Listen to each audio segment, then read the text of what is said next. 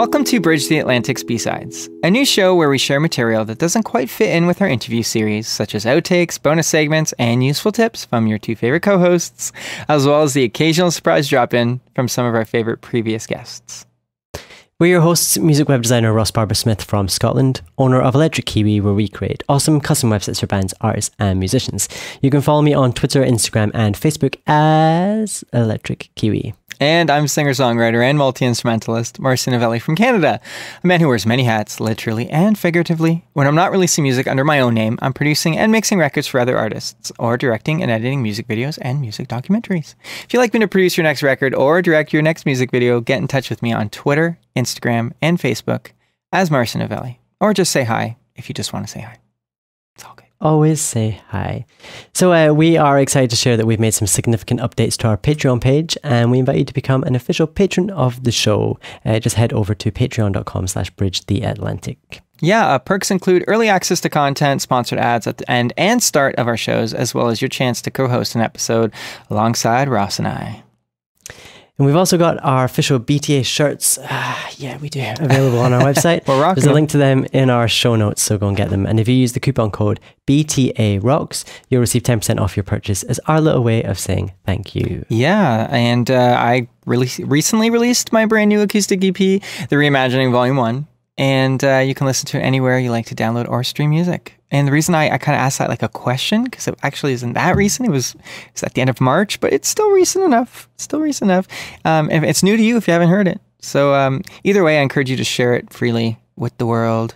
Spread the love. It's what we all need more of. Plagiarism right there. That's, hefty dose of plagiarism. Is it plagiarism or is it an illusion? Well, I allude. We're not going to get into that because our topic today is not plagiarism. Our topic today is a combination of time management and building your team. So I guess a good place for us to start is talking about managing your time, which I'm clearly not doing very well in this intro. But Do we ever? No, not really. It's not what we're known for. When you're working on a project or multiple projects, as it seems to be increasingly the case both for us and for other people, it's important to manage your time as efficiently as possible. No one's perfect at this. Some days are great. Yay, and some days are not so great. But planning ahead and executing your work wisely is the first step to success. Okay, so I don't usually like to do this, but let's talk about me for a little bit here. Oh God, this is a turn up for the books. So like in the last 5 years alone, okay, I recorded and released 2 records, 1 solo, 1 side project, as well as an EP. I became a dad twice, started a weekly podcast that you're all tuning into right now.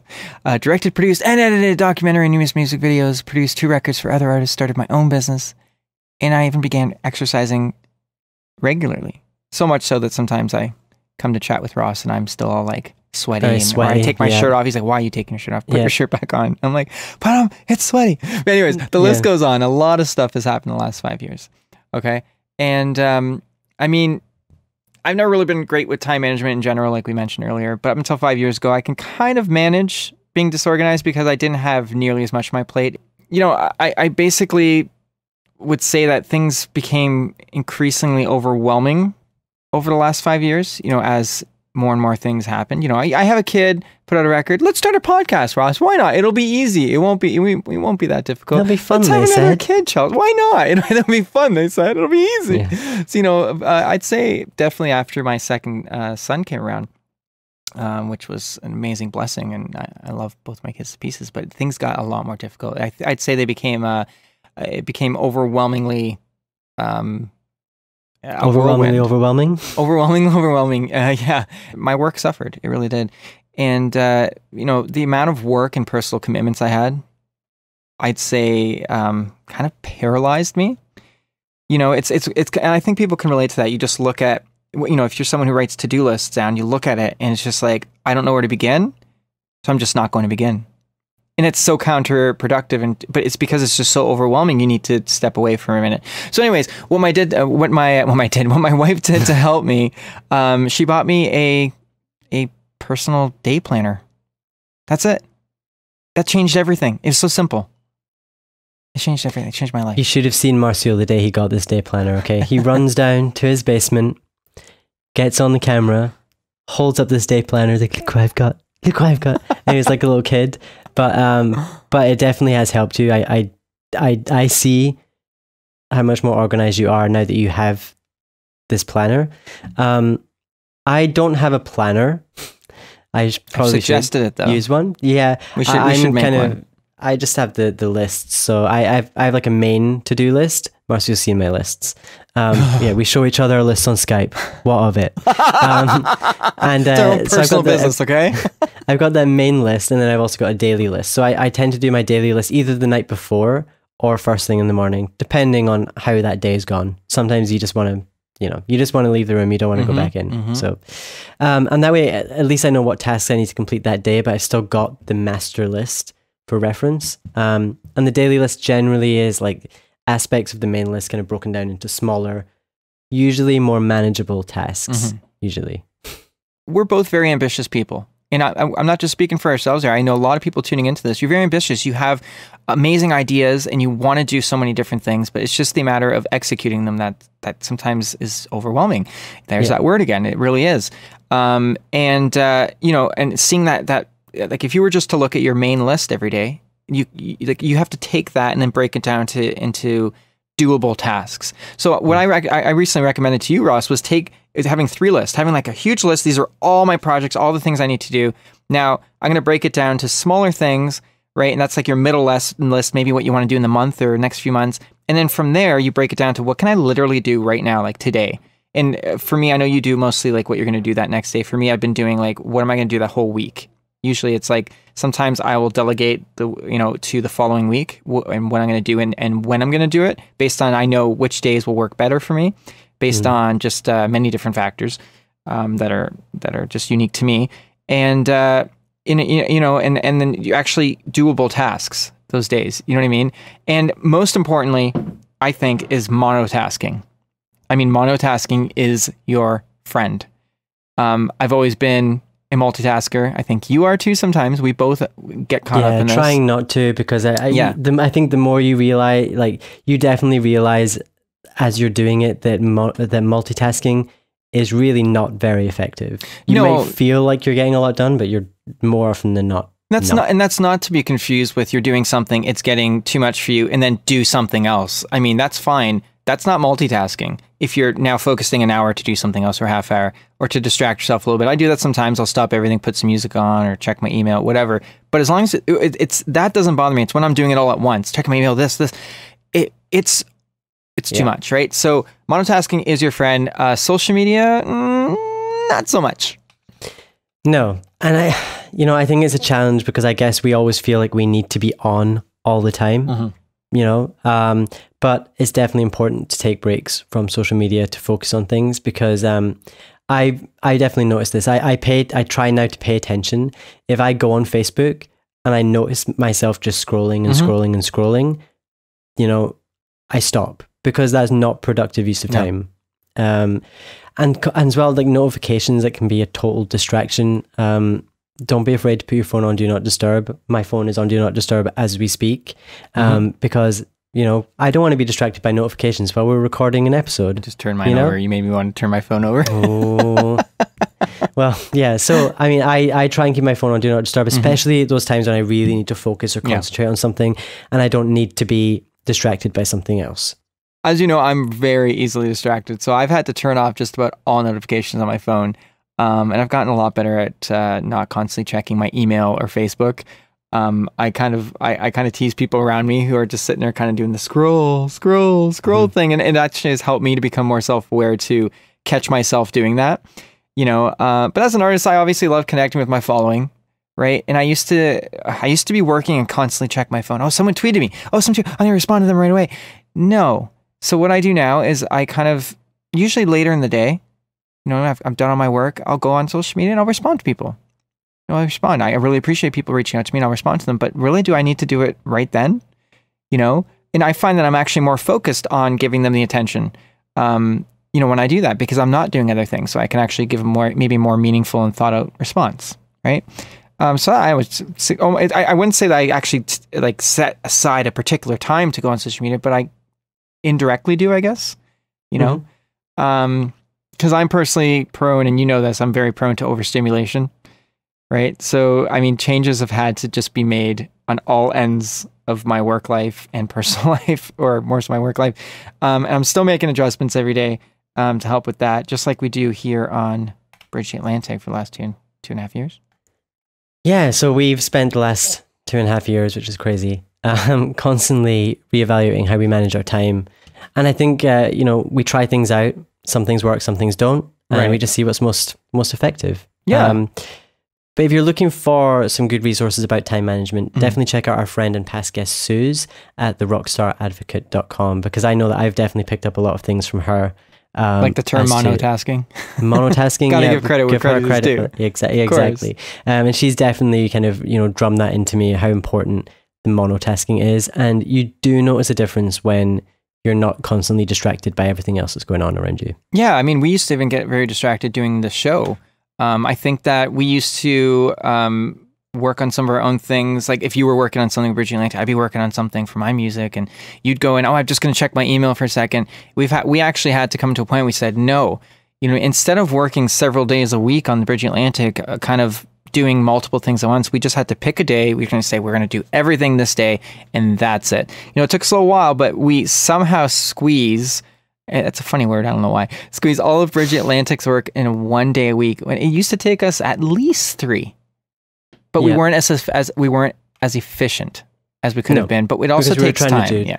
Too much. We were trying to do too many different things all at once. And again, that kind of goes back to the multitasking thing. Is when you're trying to do all these things, your head's in a different place for each thing. And you're, it's not just a case of doing the work differently. It's moving your mind, I guess, into the different areas. So. Well, just to give a little anecdote here, earlier, before we recorded this episode for you all here, Ross and I don't check our own personal emails on Tuesdays, or we at least we try not to, because it's very overwhelming. So today Ross actually had me check his email just because he was looking for one thing in particular, and I think that totally makes sense. And it would just, if he opened it and saw all the work he had to do for his Electric Kiwi work, right, it would be overwhelming. It would put his mind there. He wouldn't be right here with us right now. He'd be in the other world. Exactly, and I learned that the hard way a few times before, when I thought, I've got 30 minutes free, let's jump in and do the Electric Kiwi. No, it's not a good move. It's distressing. It doesn't work. So with that said, I kind of want to talk about managing time when we've got multiple creative commitments going on all at once, like we do. Yeah, I mean, it's one thing balancing a personal life with your work life, which can be insane enough as it is, especially if you have a relationship or kids or other commitments, a parent you have to take care of or anything like that, many different things. But oftentimes musicians and artists in general have their hand in many different creative and even non-creative endeavors. Yeah. And it can be difficult enough to find balance between our work and our personal lives, but just as our personal time is split between, family, friends, time for ourselves, if we have multiple work commitments, we need to be able to find a way to fit everything in without driving ourselves crazy. Yeah, this is exactly what we're talking about with working Bridge the Atlantic into a schedule. Like you and I are no strangers to doing multiple things, and finding the time to doing them all effectively is something that we've really worked on, and that's why we're here right now. We're trying to share some of our trial and errors. That's not what I'm trying to say. Sure, let's just go with that. Some of our successes and failures, I guess, with this, and we just want to pass this on. Yeah. And we spoke to Stephen Christian recently, and he actually, when we were speaking with him, he reaffirmed that the way that we're doing things is actually a good way to go. Yeah, we didn't even mention it. He kind of said it without us really saying it. Like, it was amazing to see someone like himself. We love his music, and I actually didn't realize he did as much as he did while he was kind of at the height of his career, which is really amazing to see. Because some people will really talk about just doing one thing and focus on one thing and make that one thing great, and that's it. Where, it would be easy to assume that's what he did, but he didn't. So here's some extended advice from our recent interview with him, where he talks about this in a bit more detail. Because, Ross and I have our respective careers, but we also do this show, and a lot of time goes into this, and sometimes we ask ourselves, should we be doing this? We're taking time away from the other thing. But hearing what you say, and you were in such a successful band, and you still are very successful in what you're doing, but you also were doing a lot of different things and are doing a lot of different things successfully. I mean, Ross, I don't know how you feel, but that makes me feel like, no, keep doing what we are doing, because it is good to have your hands in a few different baskets. You know what I mean? And as long as it doesn't completely stop you from doing what you can totally love, I think, you know. So Absolutely. yeah, that was and very inspiring. let me give you a little more, because I mean, some people will say, well, if you're not giving 100% to something, you know, then what's the point? And I agree with that. So what I'm saying is, you have to be able to time manage yourself, you know, not to get all leadership book on you, but it's just kind of like you must. So for instance, I had a podcast called The Art Collective. I had a guy named Aaron Mankey on, who does Lure, top 10 podcasts. It's incredible. It's massive. And I had him on, and he said, if you can't focus on what you're doing 100 and give everything that you are currently doing 100%, stop. And so I did. I was like, here's one podcaster telling another. And he didn't know that he knew I had a podcast because obviously he was on it, but he didn't know where my mind frame was. And I knew in the back of my head, I could never give the Art Collective what I needed to give it. I could not give it the time that it needed to do.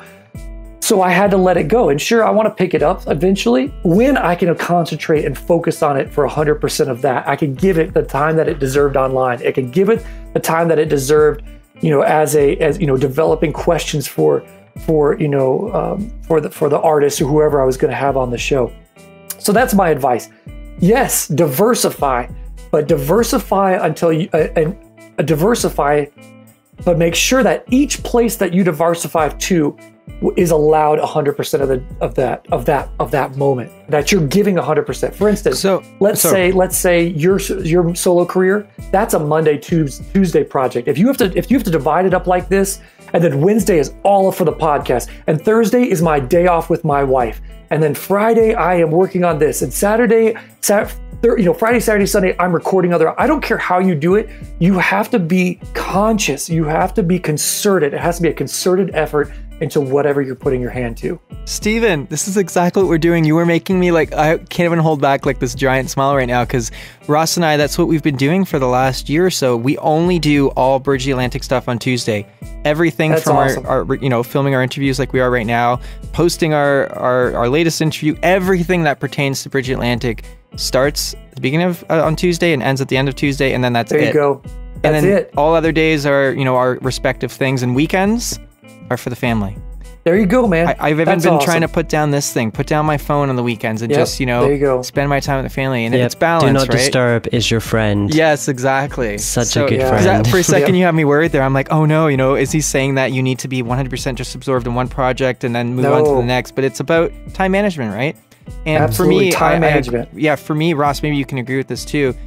For me, you know, I get my head in the game, and I'm there in that day. So it's like to try to do different things in that same day is weird for me. You know what I mean? Because I'm just in that project for the day. When you're in that, you know, the right kind of zone for something, like if you're in that creative zone, you want to keep creating. You don't want to then go off and do some admin stuff and then do you know, stuff that takes you into a different place. And I think that we realized that when we were doing the show was that you know, when it overlaps into multiple days of the week, all the other stuff that we do suffers, and even the stuff we do for the show suffers, because we're not really in that zone. We're just kind of scrambling to get bits and pieces done. But when it's all focused on one day, we know that day is dedicated to one thing, so we can really focus on it, and we make sure we get as much done. And it also is kind of a relief knowing that the other days we don't have to come back to do anything for the show. We do our own stuff.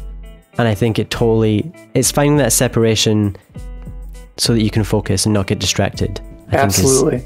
I was going to say, I think we have not been able to, this is just about the Bridge the Atlantic. We have had to, like, I guess, turn down some opportunities or not be able to pursue them fully, entirely, but not right now. But that's okay. And in order to do what we're doing right now at our full potential. You know what I mean? And then when we can, you know, so anyways, the point is that really speaks to us as an artist as well as a podcaster and everything. I think that speaks to me on so many levels. Awesome advice from Steven. Of course. And yeah, so nice to have our methods kind of confirmed to be good.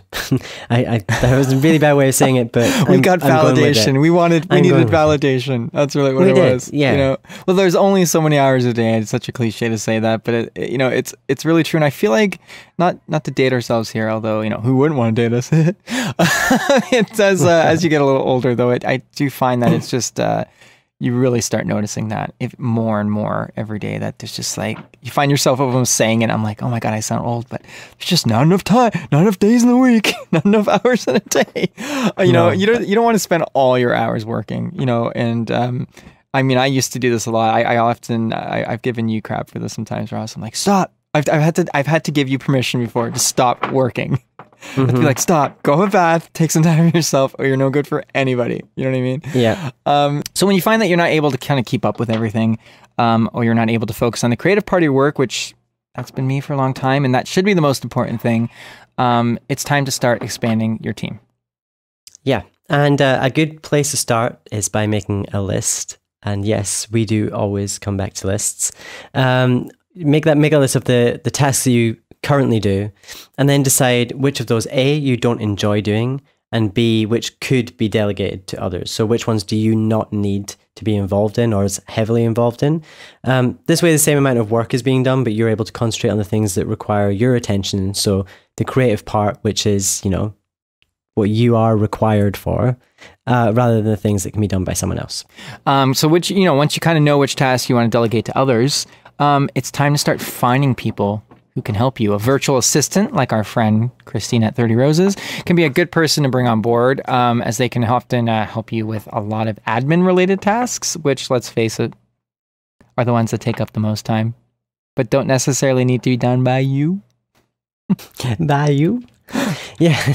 And at the end of the day, you want to be able to focus on the creative side of things while delegating tasks to others. So you're still the leader, but you're not doing it completely by yourself. Yeah, and Ross, you know this more than anyone, because we spend so much time with either doing Bridge Atlantic stuff or talking about our respective work. I went through a long period of not being able to make music at all. And I was kind of, you know, I was putting a little bit of it on Bridge Atlantic, and it was a little bit, but it was many different things, right? And I'm just finding a place now where I can start making music again. You know, and it's difficult enough if you've got a very steady life to just kind of, it's difficult enough to find the time for all this stuff. But when it's constantly changing, you know, many things are changing. You know, I guess all of our lives are changing, but what I mean is, like, you know, becoming a dad or taking on other projects, it changes. You have to continue to reevaluate how you're going to make all this work, right? And it takes a while sometimes because, like I said, for me, there was a point in my life where I could just make music anytime I wanted to, right? And I guess adapting from that is a challenge in itself. Yeah, because I was the kind of artist that I felt compelled to write a song. I write the song. Now it's like I still go through that, the initial point of the song, if I feel compelled to start writing, but to actually really work on it, I can't just do it any time now because I have other commitments. I mean, the kids need to be put to bed or whatever, or I got to pick, you know, them up from school. I mean, I can't just say nope. I've got to, you know. So it's trying to find what works. So I can't. The inspiration happens. You got to jump on that, even if it's just a quick lyric idea or a quick little record that idea down. Sure, but then to focus on that and really build on it, you just got to make the time for it.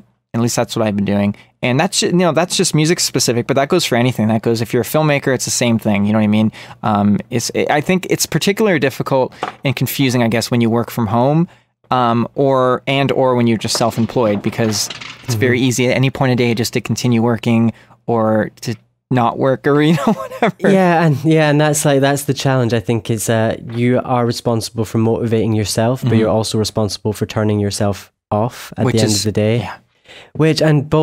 Both can be difficult. Sometimes the same day it can be difficult. Like first thing in the morning, you're not feeling very motivated, but then by the end of the day, you're all pumped up and you want to keep going. Yeah. But really, you can't do that, and it's difficult, and it's okay for that to be difficult. Yeah, and it's just a case of figuring out what works for you. Whether it's certain times you're good at doing certain things, you know, just kind of scheduling around yourself. And that can take time. Like it can take months, years to figure out what it's literally taken me personally years, and you and I together nearly 3 years. Yeah. Yep. So, and that's, you know, totally okay. So don't beat yourself up if you know, if you're feeling like things aren't working.